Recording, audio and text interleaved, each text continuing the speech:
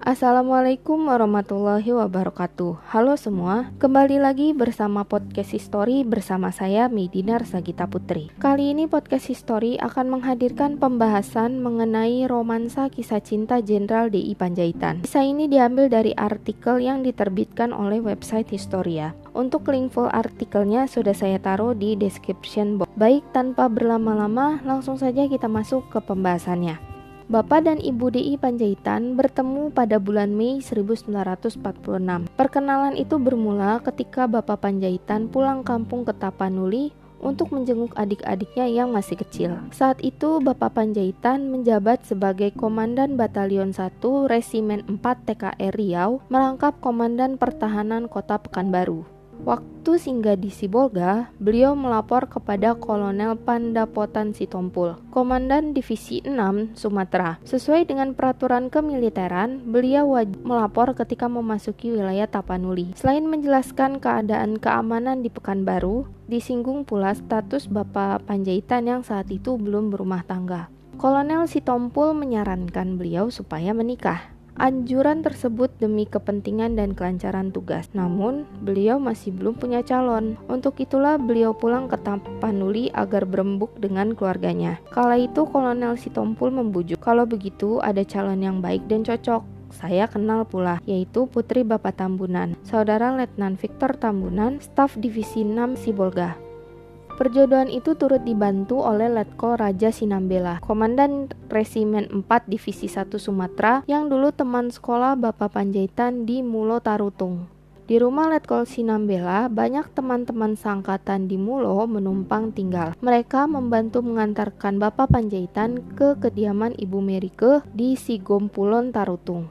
Kemudian tahulah saya bahwa pemuda yang bernama Donald Ishak Panjaitan itu seorang komandan batalion dan tempat tugasnya di Pekanbaru. Saat itulah saya baru tahu bahwa dia tentara. Kenang Ibu Merike dalam biografi suaminya, D.I. Panjaitan, gugur dalam seragam kebesaran.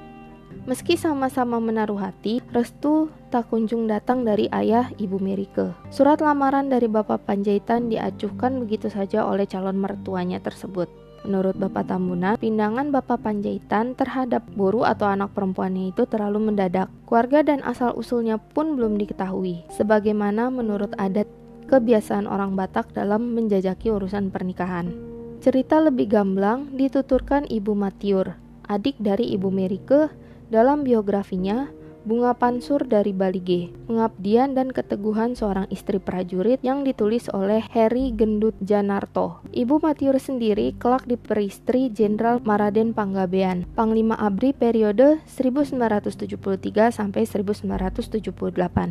Menurut Ibu Matiur, ayahnya kurang begitu suka terhadap orang militer. Di mata ayahnya, militer identik dengan sikap serba keras dan juga kekerasan. Sentimen ini semakin kuat ketika pada suatu hari Bapak Panjaitan berkunjung mengapeli Ibu Merike. Terjadilah insiden. Entah karena apa, beliau tanpa sengaja memecahkan asbak dari batu pualam yang berada di ruang tamu. Gegerlah seisi rumah. Ayah Ibu Merike kecewa asbak kesayangannya pecah berantakan. Kan kamu sudah dibilang, jangan bertemu, jangan diterima. Ayah Ibu Merike menghardik borunya itu dalam bahasa Batak, seperti yang dituturkan Ibu Matiur. Hati ayah dari Ibu Merike mulai luluh setelah abang beliau, yakni Frederick Tambunan, turut membujuk untuk merestui lamaran dari Bapak Panjaitan. Paman memberikan berbagai alasan dan pertimbangan yang pantas bahwa Panjaitan dapat diterima sebagai calon menantu. Kenang Ibu Merike. Hubungan Bapak Panjaitan dan Ibu Merike selanjutnya berlangsung lewat surat menyurat. Letnan T.D. Pardede, staf Divisi 6 Sibolga, yang bertugas memimpin operasi perdagangan untuk kepentingan militer antara Tapanuli dan Riau, berperan dalam memuluskan hubungan beliau berdua.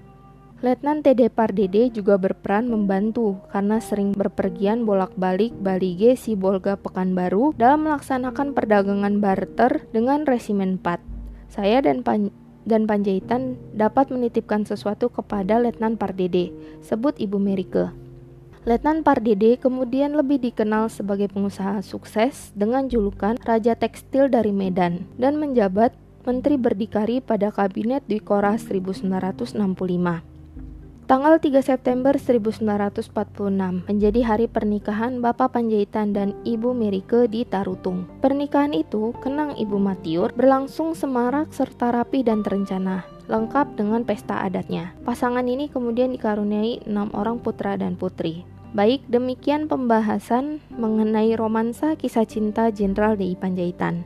Jangan lupa like dan subscribe jika kalian mendengarkan podcast history via kanal YouTube. Sampai jumpa di lain kesempatan. Dadah!